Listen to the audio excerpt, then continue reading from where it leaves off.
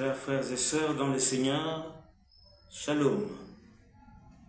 L'Église célèbre aujourd'hui le 31e dimanche du temps ordinaire de l'année liturgique B. Le message fondamental de ce texte tourne autour de Dieu lui-même, parce que ce texte parle de l'amour. Dans la première lecture de Deutéronome au chapitre 6, du verset 2 à 6, le Seigneur dit à son peuple Israël: écoute Israël, le Seigneur ton Dieu est unique. Tu l'aimeras de tout ton cœur, de toute ton âme, de toutes tes forces, de toute ton intelligence.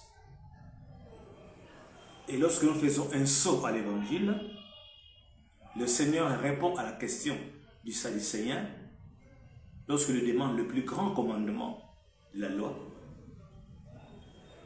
Jésus répond en reprenant le texte Deutéronome 6 que nous venons de lire, et il ajoute à cela que tu aimeras aussi ton prochain comme toi-même. Après avoir aimé Dieu, tu aimeras ton prochain. Et donc le texte d'aujourd'hui tourne autour du mystère de l'amour. Or Dieu lui-même est amour. Et le Seigneur nous invite à aimer. Aimer Dieu, c'est connaître une ascension, s'élever à la sphère spirituelle et divine de Dieu lui-même. Donc qui aime monte vers Dieu. Qui aime est dans Dieu même. Et pourquoi la haine au milieu de nous? Lorsque nous savons que lorsqu'on aime, on s'associe à Dieu. On entre dans le mystère de Dieu. Pourquoi des haines au milieu de nous? Pourquoi des assassinats? Pourquoi des jalousies au milieu de nous? Ça ne se justifie pas pour un chrétien. Le Seigneur nous invite à aimer. Et plus on aime, mieux on pardonne.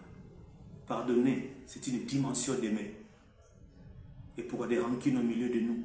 Si vraiment l'amour faisait son action dans le cœur des chrétiens. La leçon que nous pouvons tirer, c'est savoir aimer. Et aimer sincèrement.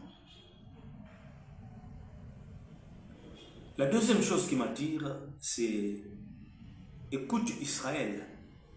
Schéma Israël. Schéma dans le sens d'écouter, mais aussi d'agir. Mettre en action ce que le Seigneur dit. Quand le Seigneur dit, nous, chrétiens, nous sommes invités à écouter.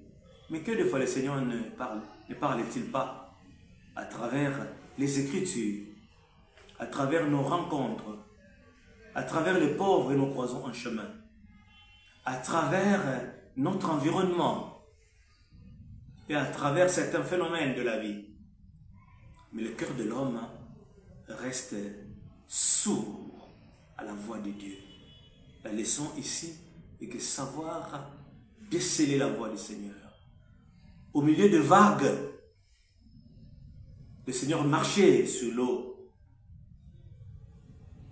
Mais les disciples, dans la peur, ils ont écouté la voix de l'intime. Il leur a dit, confiance, c'est moi. Pourquoi nous ne savons pas écouter la voix du Seigneur au milieu du bruit de ce monde? Écoute le Seigneur. Fais ce que le Seigneur te demande de faire, alors tu trouveras le salut. Autre chose qui m'intéresse, l'unicité de Dieu. Le Seigneur, ton Dieu, est un. Dieu est un. Il mérite notre confiance totale. Mais pourquoi mettons-nous notre confiance à des histoires inutiles, à des objets périssables, à des connaissances, à des sciences inutiles, alors que le Seigneur doit être un? Chaque fois que nous sommes dans la joie, ou dans les pleurs, c'est lever les yeux vers le Seigneur, l'unique qui peut combler notre cœur troublé. Et dans l'évangile, Jésus le dit, aime ton prochain comme toi-même. Ça, nous sommes loin d'aimer. Parce qu'on se cherche noise à tout moment. On se cherche des problèmes. La course aux intérêts diminue l'amour. La course au pouvoir diminue l'amour. Alors que le Seigneur nous a fait pour nous aimer, parce que nous sommes frères. Puisse le Seigneur ouvrir notre cœur à cet amour. À l'amour du prochain, à l'amour du pauvre, du malheureux. À l'amour de laisser pour compte. Et que le Seigneur vienne à notre secours. Amen.